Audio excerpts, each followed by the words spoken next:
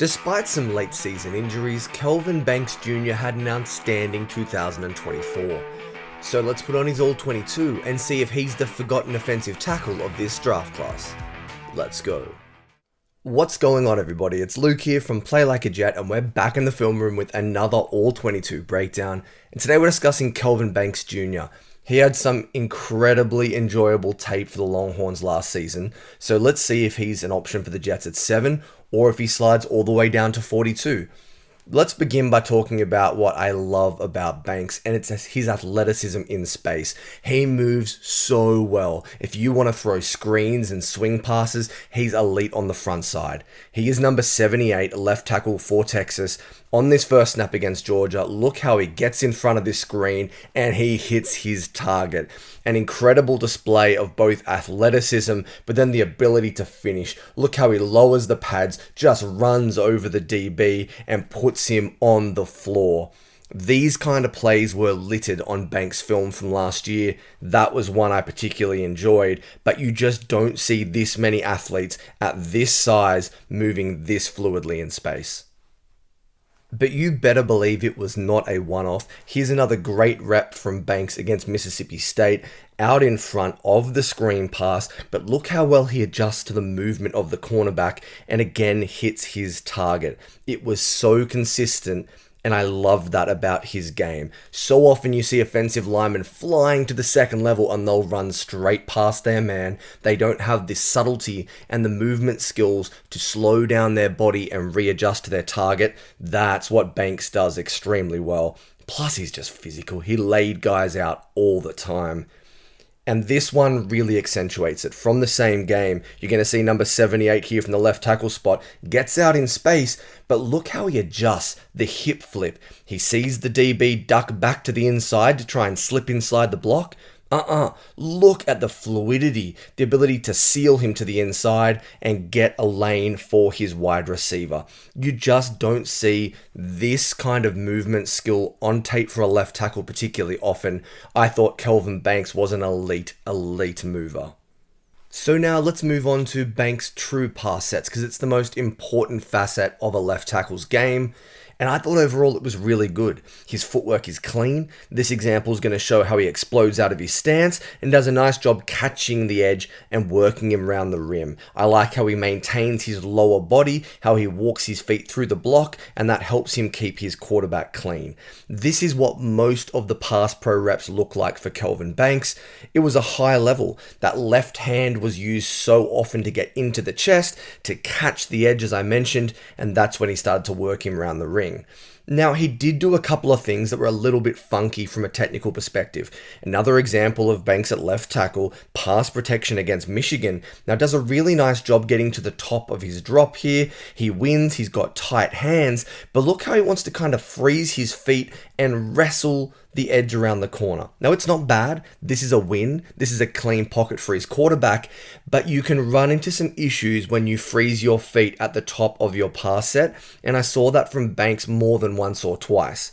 Again, nailing home that same point against Michigan, left side of your screen. Look how Banks once again gets that left hand inside. He catches the pass rusher, does a really good job being in a dominant position, controls the chest, but then wants to freeze his feet at the top and kind of just flip his hips and throw the defensive end around the corner. Again, it works on this occasion, but a couple of times in later games throughout the year, you saw this become ineffective. So just something to monitor. I think it's something to easily fix, but it's something that stood out. Overall, though, I really liked Kelvin Banks Jr. in Pass Pro. And there were occasions where he tried to mix up his pass set. Against Williams and Georgia here, you're going to see him really try and get quickly into the chest, extend that left arm, does a nice job standing up the rusher, and then match a mirror with his base and keeps the pocket clean for Manning. This is an example of him doing it extremely well. His fundamentals are correct. You see the overwhelming length of that left arm get into the chest of another first rounder potentially in Williams. It's a really nice win for Banks. But this is where the negatives started to come. This Georgia game was a really tough watch for Banks Jr. On this occasion, look how he tries to throw this left arm and it is just swiped away. He can't recover and that football is out. There were 2 or 3 of these when he wanted to go quick pass sets, he wanted to be the aggressor and get his hand in there first and be that dominant player, and it cost him because they were able to swipe away that long left arm. Again, that would be fine if it was a one-off. Unfortunately, a few snaps later, same game, you're going to see Banks with a very similar rep, tries to swipe, and again, just that easy work around the corner, not having the ability to make up and to make this a stalemate. That's where Banks ran into some issues. Needs to do a better job timing his punch and ensuring that he's not just shooting his hands for the defensive end to swipe away and turn the corner. And that leads me to my second minor technical issue in pass pro for Banks, one that I think is very easily correctable, and that's that at times he gets very, very deep in his pass sets. A great example from the same game against the Bulldogs. Look how he explodes off the ball, but he starts giving ground and retreating towards his quarterback. Now, by the time he's impacted by the rusher, he's in the lap of the QB, and it's an easy sack. We have to do a better job maintaining the integrity and structure. It would be fine if he was just widening, but he starts collapsing inside the pocket and just inviting pressure. That's the issue. We can't have that kind of situation in the NFL because rushes are too long and too strong. We have to make sure we meet the edge rusher right here, not give up another 3 or 4 yards and put ourselves in a whole heap of trouble. And just to emphasize the point for you and really accentuate it, Banks again just giving up a little bit too much ground. Again, does a nice job recovering, and this sack isn't really on him. Quarterback needs to get rid of the football, step up in the pocket, but we're just giving up a little bit too much room. We're playing it a little bit safe. I'd like to see him be a little bit more aggressive and have that width, but not give up that room vertically in his pass pro sets. That's the last little nitpick I had with Banks Jr. This was a bit of a tough watch against Georgia, but overall, I thought he was really good at blocking for his quarterback. And to finish the video, let's now quickly look at how he does as a run blocker, because again, you're going to see the movement skills in space really come to the fore.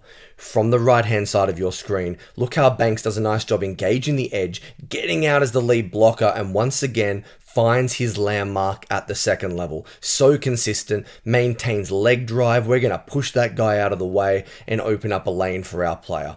This is really impressive stuff. The vision, again, the ability to make that contact in a good position, get to the chest, and then really drive and extend laterally across the field. But it also worked in these climb and combo type situations. Number 78, I've circled Banks for you. Look how he seals off the interior. He gets great push laterally, open up the hole, find the linebacker and the hip flip. Look at the fluidity again, how he's able to seal him to the inside and the running back has space to maneuver. I like the initial aggression at the point of attack, but again, it's just what he does at the next level. This is where he consistently wins. It was a joy to watch, really. And the last snap, you're going to see Banks once again do a fantastic job finding his space. The linebacker who's scraping here across the formation, good vision, eyes up, head on a swivel, and drive. Look at the lane that his running back has. I know it's already pretty large, but it gets even bigger when he gets hands on a second level defender. Again, I like the way that he doesn't skimp on the initial block. Look how he assists his left guard, gets leverage and control of the defensive tackle before going and hitting his second level duty. Beautiful play. So that's what I made of the Kelvin Banks Jr. tape. Overall, I really liked him. He's my OT3, but do I want him at 7 for the Jets? Probably not. I think that's a little bit too rich for him. He's got great tools. He's overall young. I like the movement skills and the pass pro. There's just some technical issues that definitely need some love. I think his ideal range is 15 to 20, but if he starts to drop in the first round, look for the Jets to trade up for Kelvin Banks Jr.